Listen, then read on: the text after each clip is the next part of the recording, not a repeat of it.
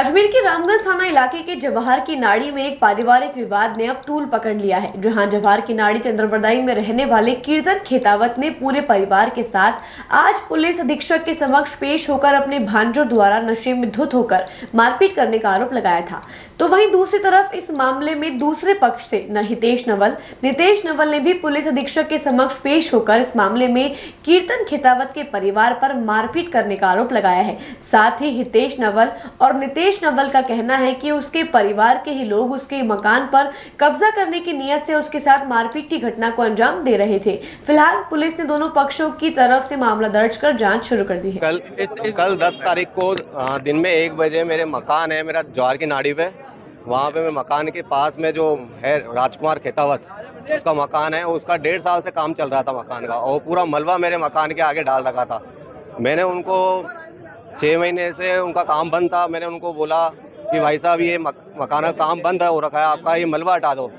तो मलबा हटाने के लिए मैं बोला और उन्होंने मेरे पर हाथापाई कर दी, और उनके साथ में 4-5 जने और थे, कीर्तन खेतावत, हिमांशु खेतावत, लक्ष्य खेतावत, साहित्य खेतावत, दर्शन खेतावत, इन्होंने सबने मिलके हॉकी डंडे से लट से मुझे मारा, मेरा हाथ तोड़ दिया है और मेरे चोटें आई है, अंदरूनी चोटें आई है, और मेरे भाई को भी मारा, हितेश नवल। मुझे न्याय चाहिए, उनकी तुरंत गिरफ्तारी चाहिए। एसपी साहब ने आश्वासन दिया है। ये नवल नाम के एडवोकेट हैं ये, और रामगंज क्षेत्र में इनकी खुद की संपत्ति है, और उस संपत्ति पर दूसरे जिन अभियुक्तगण हैं उन्होंने आकर उस पर कब्जा करने का प्रयास किया, उस पर मलबा डालने का प्रयास किया। जब इन्होंने रोकने का प्रयास किया, इनके परिवार के नवलदीप और इनके परिवार के लोगों ने जब रोकने का प्रयास किया, उन अतिक्रमियों को कब्जा करने से रोका, तो उन्होंने आकर इनके साथ लाठी बाटे और डंडे से इनके साथ मारपीट की। इनके बाएं हाथ में फ्रैक्चर आया और कई जगह इनके चोटें लगी है। तो ये लगातार ये दूसरा घटनाक्रम है। एक वहाँ कल एक नगरीय क्षेत्र में घटना घटी जिसमें एक राजदीप वकील साहब हैं, उनके साथ मॉब लिंचिंग हुई, सारे वहाँ के पार्षद, और उसने लोगों को भड़काकर उनके साथ मारपीट की, और उसी तुरंत घटना एक रामगंज क्षेत्र में हुई। तो इस तरह की जो घटनाएं घटित अधिवक्ताओं के साथ हो रही है, इसी बात को लेकर अधिवक्ताओं ने एडवोकेट प्रोटेक्शन एक्ट की मांग कर रखी है, जो अभी तक पारित नहीं हो पाई है। विधानसभा में जरूर पारित हो गई है, लेकिन अभी तक राष्ट्रपति से उस पर साइन नहीं हो पाया।